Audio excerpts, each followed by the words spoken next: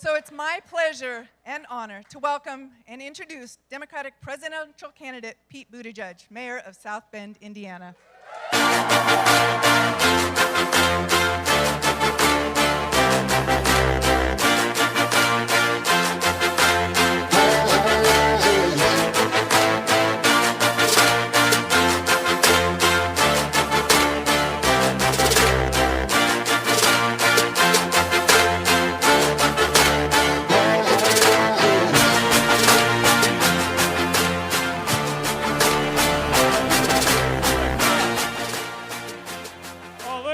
This is so great. Thank you for the warm welcome to Southwest Iowa. You treat me this well, I'm going to come back very often. Though maybe on a crisp fall day next time. Thank you so much. I already love what I see around me in this community. Thank you so much to Alice, to Chris, to everybody in the county party for reminding everybody that we really do have Democrats in this part of the country. Although we're also very happy to see independents and thinking Republicans join our ranks at a time like this.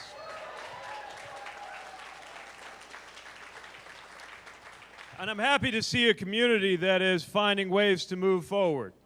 As a mayor, I love when we take what we have and we reimagine the value that's in it for a whole new purpose.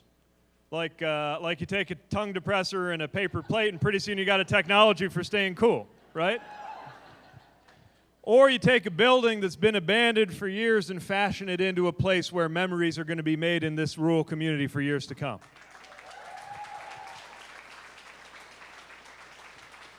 Part of the secret to America's inventiveness is that actually a lot of that came from these kinds of communities. After all, as we celebrate 50 years since the moon landing, we ought to remember that the whole tradition of aerospace and aviation started with a lot of intelligent Midwestern farm kids with a little bit of time on their hands beginning to realize that the bicycle parts they were playing with could be a whole lot more. And we're at a moment where we got to realize all the pieces that we have around us could be added up to a lot more. It's what we do in my hometown, a city that was almost left for dead after the factories left in the 1960s. Took 50 years to figure out what we were going to do, but now our community is growing. Our community is back. And it's not because we tried to make South Bend great again. It's not that we tried to turn back the clock and go back to the past, because you're not going to find greatness pickled in the past.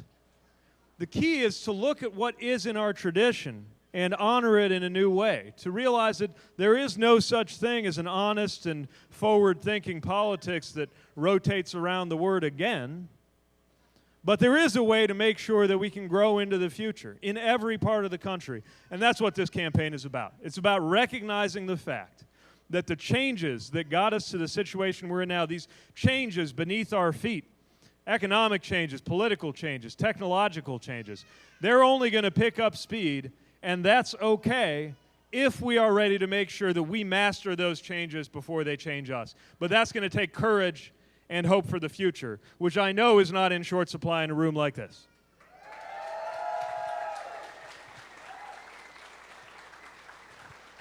Now, whenever a nation is tested, the most important thing is to be in touch with your values. And what we need to do at a moment like this as a country and as a party is recognize where our values really lie and realize that they're not the property of one side of the political aisle. For far too long, the word values is being talked about like it only belongs on the right. Now's our chance to break that spell, to realize that these are American values. And sometimes these American values take you in a very progressive direction, just through common sense. Take an American value like freedom, probably the most important one we've got. But we got to realize there's more to freedom than getting rid of a regulation on a bank somewhere.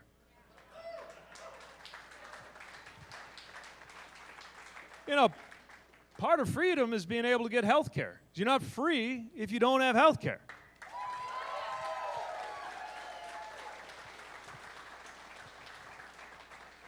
Justice, social justice, racial justice makes all of us more free and all of us less free until it is delivered.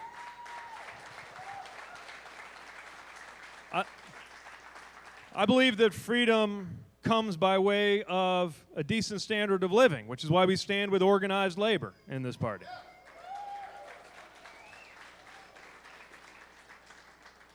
I think a really important part of freedom is the freedom of women to make their own choices about their reproductive health without men telling them what they ought to do.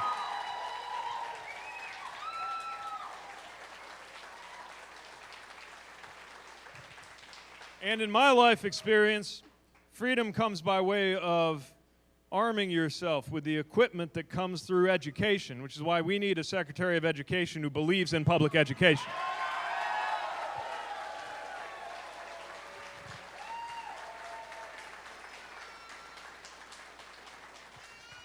Freedom to live well, freedom to build a living, freedom to decide who your spouse is going to be without a county clerk telling you who for you. That's freedom.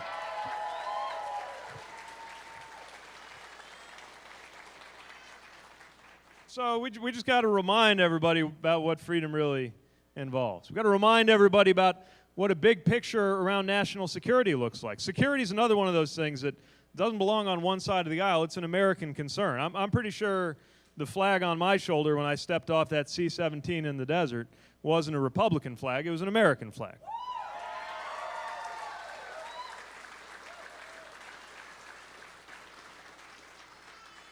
And I love my country too much not to speak up when its leadership is doing wrong, because that's part of what the flag represents too.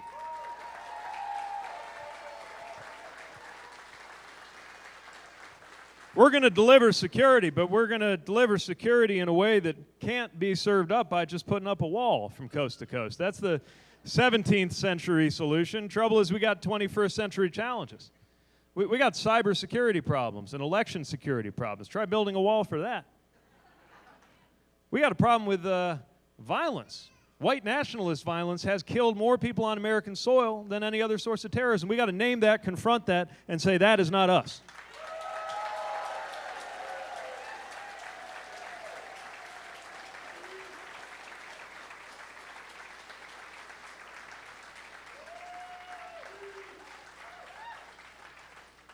I don't need to tell rural Iowa that if we don't deal with climate disruption, then we will fail to deliver national security in our time.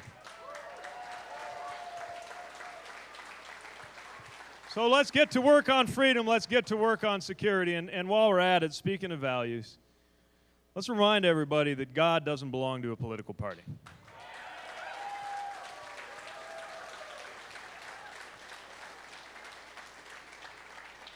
I am here for voters and for citizens of any religion and of no religion, and will respect them and speak for them equally.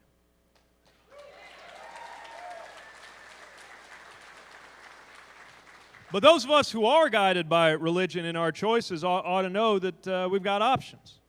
That being religious doesn't mean you got to go one way politically, especially at a time like this. If the Word says, "Suffer the children unto me," then you don't have to be on board with putting children in cages.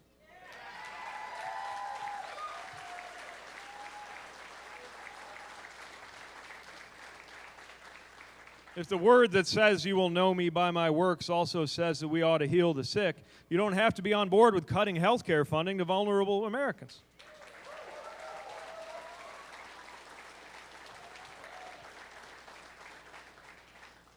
If the Word says a thing or two about the way we're supposed to carry ourselves with the hearts of servants, you don't have to look at the current occupant of the White House and think that's my only choice. We got options. People of faith have choices. So we got our work cut out for us, especially because there's a thumb on the scale of our democracy.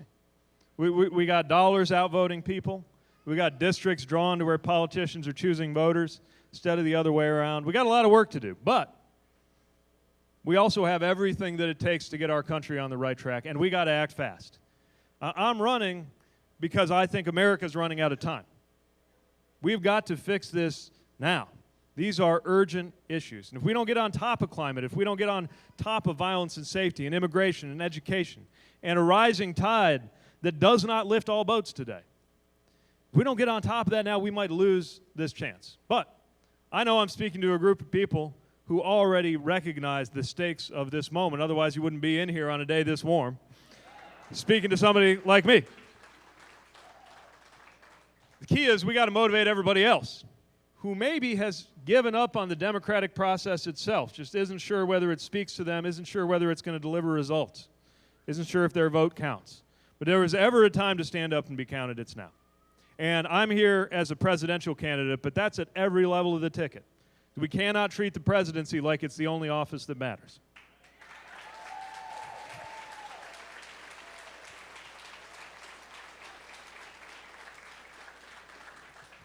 That's warm out, and you've been patient with me, so I'm going to end my commentary right there, and let's go to questions so we can talk about what's on your mind. I'm really eager to hear about your experiences and respond to anything that you'd like to talk about. We got a couple mic runners here. Keep an eye out for the microphones. And sir in the teal shirt, you're up first.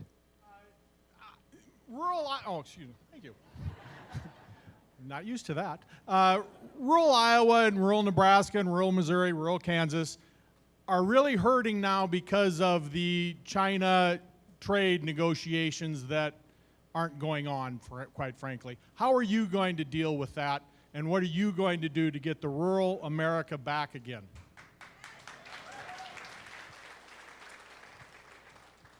If there was ever any question about whether this president cared about rural America, look no further than what he's doing to farmers with these China tariffs. He doesn't care.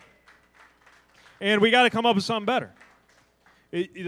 Soy farmers are getting killed. But also, by the way, even if you don't work in ag, you're going to pay a price for this. A tariff is a tax, and the average amount of the tax that's going to come down on a typical American family is more than $800. You'll see it in prices going up on things that we buy every day. Now, China is a challenge. I actually believe more than most in my party that we're going to have to deal with a major China challenge for the rest of this century because they just don't view things the way they do. They're very good at technology. They also use that technology for the perfection of dictatorship. All right? I use facial recognition so I don't have to remember my stupid password when I'm getting into my phone. They're using it for something different. And so we shouldn't have any illusions about that. But you're not going to get China to change their fundamental model by poking them in the eye with tariffs. I mean, we're in a race for things like artificial intelligence superiority and security in the Pacific Rim, and the president thinks all there is to the China relationship is who's selling more dishwashers. There's a lot more to it than that. And so what we got to do is make sure that our trade policy is not about open versus closed. It's about what makes sense for the American people, for American workers, for American farmers, for American communities. That has to be the North Star. And if that were the North Star, they never would have got into this trade fight without a game plan, which is what they've done and what we're paying the price for right now in rural America and across the country. Yes, ma'am. Right in front of me. Hi, Mayor Pete. I noticed that your support has really been growing pretty frequently among people, especially here in the Midwest. But one group who seems to not have quite jumped on your bandwagon yet are people of color, especially African-American people. And I know you have your Douglas plan that try to address a lot of the issues that are important to that community. But how will you sort of reach out to that community and make yourself available so you can try to increase your support among people of color? Yeah, so here's what we're finding. This isn't just a political question, this is a moral question. In order to deserve the presidency, candidate needs to explain what we're going to do about racial inequality. And it affects all of us. None of us ought to want to live in a system where your race can predict your life expectancy or your job opportunities or your encounter with the justice system. And we know that our criminal justice system is not delivering justice for an awful lot of people in America. That's why we got to reform it. It's why we got to do things from cutting the incarceration rate in half to making sure that we actually have the right kind of processes for safeguarding civil rights. Now, what we found is we are getting fantastic feedback on the Douglas plan and other proposals I have for America when people hear it, but not everybody's heard it. I'm, as you know, a little bit new on the scene. And it is especially the case for voters of color who frankly feel like they've been taken for granted and lied to for as long as I've been alive by people in both parties. That if you're not from one of these communities and you're new on the scene, you got to work extra hard. So we're working extra hard. That's why this morning I was with the Congressional Black Caucus and sharing our vision there. That's why later on this week we'll be with the NAACP. And we're continuing to engage, and the more people hear the message, the more they like it, which is great. I would hate if it was the other way around. But we do have our work cut out for us. And I would invite everybody who supports our campaign to look at ways to invite others who are new to the coalition or different to not only support the campaign but help shape it. Because we want to make sure, both in the team that we're building as a campaign and in the message that we're putting out and the stories we're lifting up, that we speak for every American from every walk of life. That's not only how you win, that's how you deserve to win. So thank you.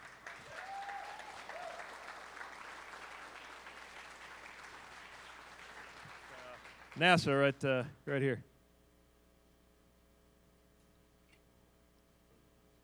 How are you going to help the people in my generation? Say again? Sorry. How are you going to help the people in my generation? Great.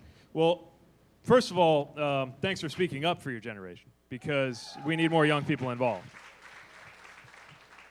Even though it pains me a little bit to be speaking to somebody old enough to ask me that question and admit that we're not the same generation, because I still think of myself as a relatively young Democrat. Look, the younger you are, the more you have at stake. On climate change, on the way that money is being spent in Washington. I know it's not fashionable for Democrats to talk about deficits, but I'm really worried about it because there's a time bomb that's going to go off in our lifetimes, and we got to act. There's also a generation in rural communities that I want to have options, including the option to stay and thrive in the communities where they grew up if they so choose, and that's going to take investment. You know, I was in high school when the Columbine shooting happened. So when it comes to gun violence, I feel like I belong to the first generation where school shootings were routine. Now we're seeing a second. I don't want there to be a third. And that means by the way, it is totally compatible with the Second Amendment for us to go along with what the majority of Americans, including gun owners and Republicans, think we ought to do, like have background checks and red flag laws that disarm domestic abusers. We can do that and still be constitutional.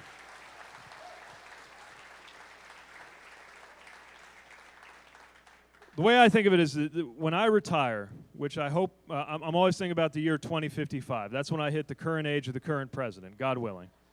And by then, my kids' and grandkids' generation will ask me, what did you do when the time came? What did you do in 2020 when America was at that fork in the road?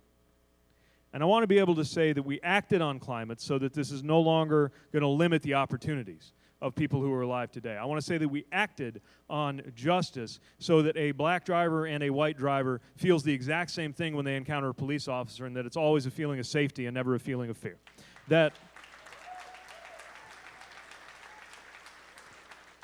gun violence is no more common in our country than it does in others, that we're not the most incarcerated country in the developed world, that anybody who needs health care can get it, and that a rising tide really does lift all boats, and you can thrive after you go to college. You can get a great job and not be burdened down by debt, or you can not go to college and live a perfectly good life with the income that you make. Either way. But what's going to make all the difference in the world is whether young people vote, whether young people step up and vote. I'll tell you, there's nothing like the moral urgency of a young person looking in the eyes of somebody in charge and saying, what are you doing to keep me safe? What are you doing to make the world ready for me with climate in the future? What are you doing to make sure there'll be jobs for me when I'm ready to get a job? It's got a lot of power, but the greatest power is the power of voting. And so the fact that you're here tells me you care. I need you to tell everybody you know, because they'll respond more to you than they will to me, about the importance of getting involved and getting engaged. And thank you for being here. All right. Right here in front.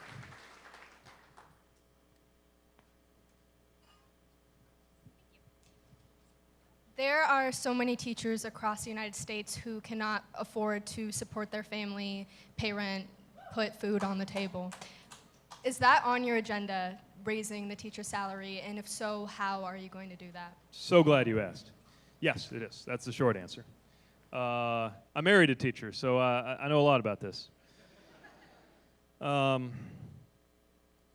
Here's one way to think of it. I believe people in food service, as a general rule, ought to be paid more. Bartenders, as a general rule, ought to be paid more. But it's galling to me that my husband among other things, worked as a bartender to get through college and grad school. After he got his master's, earned less teaching than he did tending bar in order to be able to put himself through to get the qualification to be able to be a teacher. It tells you something about where we're at in our priorities. One of the economists on my policy team did a study on the value of a teacher. And all he did was take all the tax data and figure out the difference that it made if you had a great teacher in kindergarten. And the difference that it makes in your lifetime earnings per year per classroom is approximately $300,000. Needless to say, teacher compensation doesn't quite reflect that value that's being created. And so we need federal support for greater teacher pay. And I would start with the Title I schools where we know that attracting and retaining top teachers would make such a difference in the opportunities of the kids. The way we compensate this profession reflects the way we honor this profession. And I'll tell you very quickly a story from South Bend that opened my eyes on this. So Japan is an example of a country that has great educational outcomes relative to ours and really honors their teachers and pays them accordingly. We had an exchange student from Japan staying with a family that I know in South Bend. She was a high schooler. She wanted to go to college and become a teacher. And she was very bright, very intelligent, very competitive. But it's really hard to get into that teaching program. So when we went back, took the exam, she came up just short. Almost good enough academically to become a teacher, but just short. And she did what I'm told a lot of people there do if you're good but can't quite make the cut to be a teacher. She had a fallback plan. She became a doctor. That tells you what it looks like in a society that really honors that profession. And we ought to honor our teachers a little more like soldiers and compensate them a little more like doctors, and then our whole country would be better off. Right here up front. Mike's coming to you. Thank you very much, and thank you to my wife, who's a kindergarten teacher for 25 years. Wonderful. Thank you. My question is about integrity. I grew up thinking that you do the right thing even when nobody else is watching, and I don't see that anymore. How can we speak the truth again? Great How question. can you speak the truth again? Yeah, well, I think a lot of it's show versus tell. It's what I tried to do in the debate last time. I don't know if anybody caught the debate, but and I think it's also instinct for a mayor, because when you're a mayor, if something's going well, you hopefully get some credit for it. If something didn't work out, if there's a hole in the road that we haven't filled in or we didn't plow the streets right, I can't go on and, thump my chest and say, that's fake news, it's the best road ever, and we plowed it complete, because somebody will take a picture and they'll call us out, and they'll say it's BS, right? And so I don't live in a world of alternative facts. I live in a world of reality. And we got part of the idea of a mayor running for president, which is unusual, is to serve up a little more of that local reality that your local officials know and get Washington to start looking more like our better run cities and towns before it starts going the other way around. But in the end, I think you demonstrate who you are by the choices you make in life. And I try not to talk about this president too much, because I think the less we're talking about him, the more we're going to be talking about you.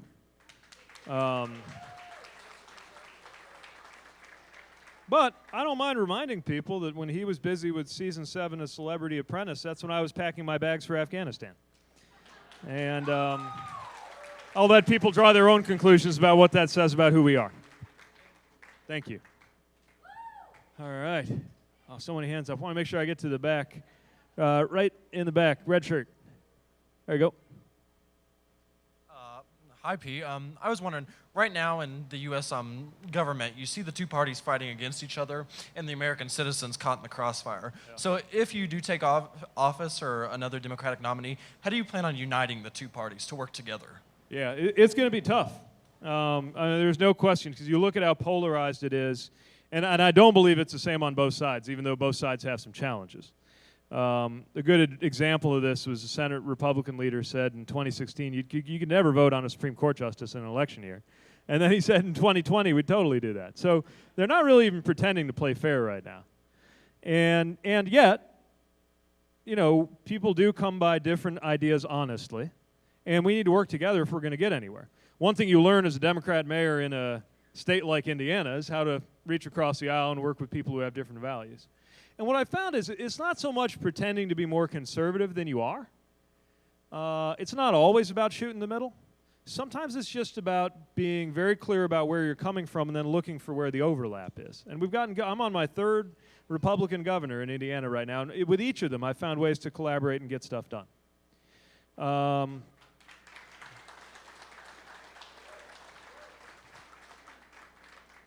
I guess the biggest thing I found is that Americans on both sides of the aisle are a lot more reasonable in talking about this stuff than members of Congress on both sides of the aisle. So we got to get the congressional picture to resemble the American people picture a little more. That's part of why I keep talking about democratic reforms, redistricting, that kind of thing, money in politics. That's a huge part of it. But a lot of it also I do think will get better if we can elect a nominee with enough coattails that Republicans, through the experience of losing power in Congress, get reunited with their conscience a little bit and realize the extent to which what's happened these last few years goes against their values too. And so it's not about them magically agreeing with us. It's about the fact that we actually need both sides working well. I don't want to be having another stupid argument about whether climate change is real. I want to hear the conservative idea on how to fix it versus the liberal idea to how to fix it, and let's hash it out.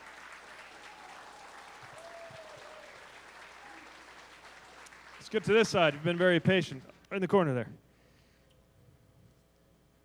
Mike's on its way. I can hear you.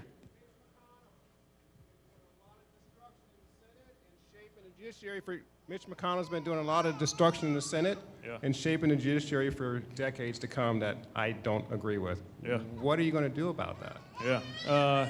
So there's two ways to answer the question. I'll give you the medium strength answer, and then I'll give you my preferred answer. So the medium strength answer is a situation where you got to deal with this majority leader, and the biggest thing we have to stand on is the fact that what we have to say is broadly popular among the American people. I mean, again, we talk about even a very sensitive issue like gun safety. If you actually look at it, most Republicans, most gun owners think we ought to at least do background checks. And he would never allow a vote on that. Minimum wage. I don't even know how many Americans know this because we've been so caught up talking about the president's wrongdoing that this week the House of Representatives passed a bill that would elevate the minimum wage to $15 an hour, make us all better off. But it's going to go to Mitch McConnell's Senate, and in all likelihood, it's going to die there. I want there to be a cost to defeating or refusing to hear a popular agenda like that. And so, on my watch, the way I see it, the best way to use Air Force One is to fly that plane right into the home state of anybody getting in the way of a good policy that people are supporting and remind their constituents of what they're doing. So that's the second best answer on how to deal with Mitch McConnell. The best answer on how to deal with Senate Majority Leader Mitch McConnell is to win so big that he's not the majority leader anymore. And that's what I'll be focused on.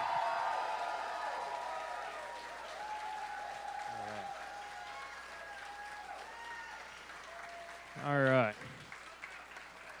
All right, right here.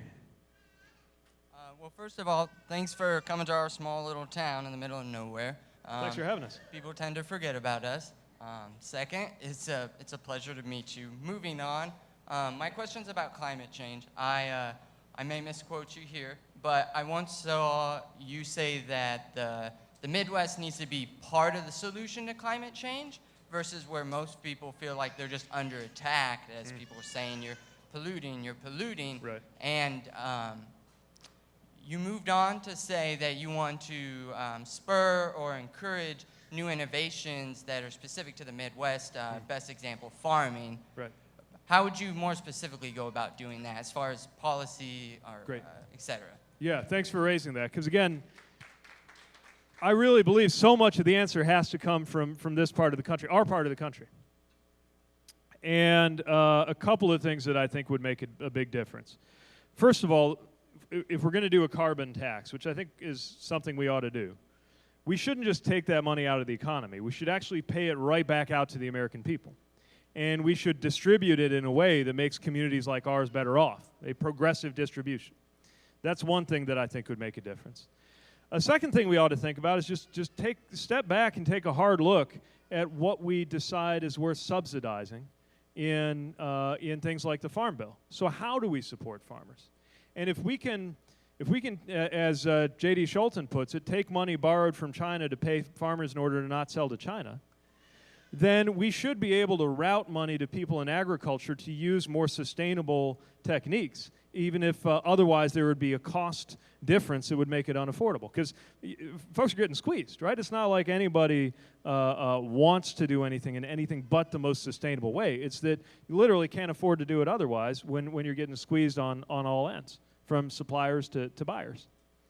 Another thing that I'm very excited about is soil management. Now, we haven't figured this all out yet, but science tells us that the capacity of soil to actually hold carbon in, to take it out of the atmosphere, is equal or greater than the amount of carbon that the whole global transportation sector puts in.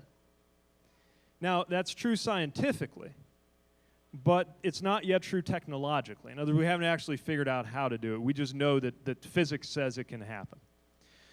So, we ought to direct federal research dollars into figuring out how to do it and reward farmers who are figuring out on the front lines what it actually looks like to put that in practice. That's another example of how we could get this done.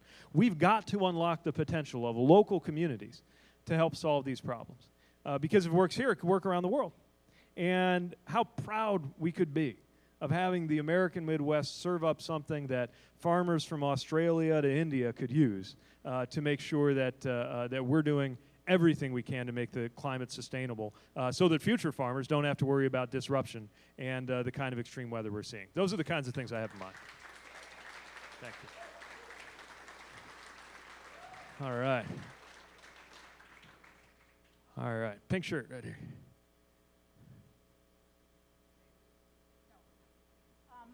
I want to know how your campaign is going to handle all the misinformation that the Russian bots are going to start sending out, and Trump has probably over $100 million just for that. So we learned a lot about information operations in 2016, and I don't have a full level of confidence that this administration is exactly motivated to prevent that kind of interference this time around. Which means we got to be savvier than ever on how to catch that stuff and get ahead of it. Without getting into anything tactical, I'll tell you that I'm very proud of the expertise we brought onto our campaign team in a way that, frankly, campaigns just weren't thinking about 4 years ago to make sure that we can secure our data and also catch misinformation when it's flowing. But we've we've got to be harder targets for that sort of thing. When the Russians started using some of these wedge issues around race and other things to divide us, they basically turned some of these divisions into a national security weakness. And it's why we've got to fortify the human interactions with each other. And this is the kind of place where we can prove it, right? Because I began my day in New York City, and there are some Democrats there who have trouble believing that Trump voters even exist in the real world. So in communities like ours that are really much more even or more Republican, we're the ones who are actually going to find the ways to talk to our neighbors and our friends and folks out of our church and our school about what things we truly believe in. But for the long run, we got to make sure there's an actual price to be paid for messing with our democracy. And we have all kinds of tools, diplomatic tools, economic tools, cyber tools, to enforce a kind of perimeter around our democracy. Because it is our democracy at the end of the day that keeps us safe. It's our democracy that is the reason why the government works for us and not the other way around. And if they can take that away from us, nothing else is going to matter. All right. Let's come back all the way to this side. Hi, my question is about women's reproductive rights and the drastic measures that several states have gone through recently. Yeah. How, as president, would you discuss your policies and to fix those things that are so wrong with the society right now? Yeah, and this is another example. Look, I come from a place where a lot of people I care about and respect view this issue differently than I do.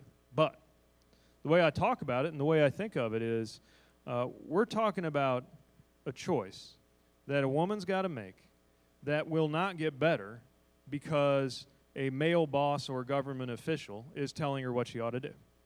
And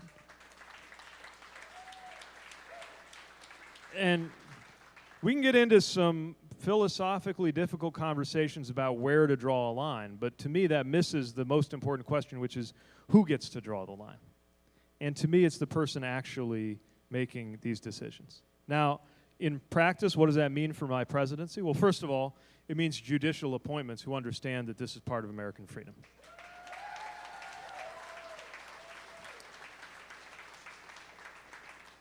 Secondly, it means more broadly respecting and supporting women's health care, knowing that reproductive health care is part of it, but it's not the only thing about being a woman that needs attention in our health care system. And third, it means federal policies that address the way that states, with sometimes 100% male legislative votes, are taking these freedoms away. Because at the end of the day, even for people who come at this issue differently, the vast majority of Americans support the Roe versus Wade framework, and so will I. All right. I'm getting the high sign that we're down to our last question. So let me, right there in the corner by, yep, you're up. Great. Speaking of women, I had another question. In considering all the candidates in the primary here in Iowa, I'm looking at you as well as some other well-qualified women. With my life goal being, being able to see a female president in the White House, would you commit to a running mate that would be one of the well-qualified females in leadership in the government today? You can count on my administration to have gender balance, and that goes all the way to the top.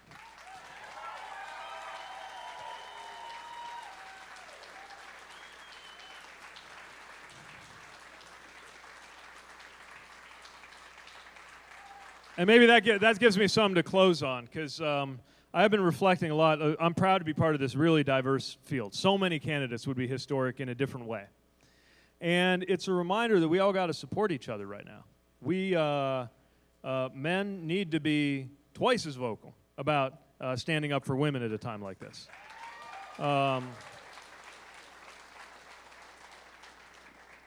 It's why I think it's very important that white candidates be speaking about racial justice, whether audiences are audiences of color or white audiences. And I'm saying this to some of you, my marriage, most important thing in my life, exists because a lot of people like me and a lot of people who are not like me got together and said, we got to change this and make America more fair and equal. So it's part of how we all got to stand up for each other.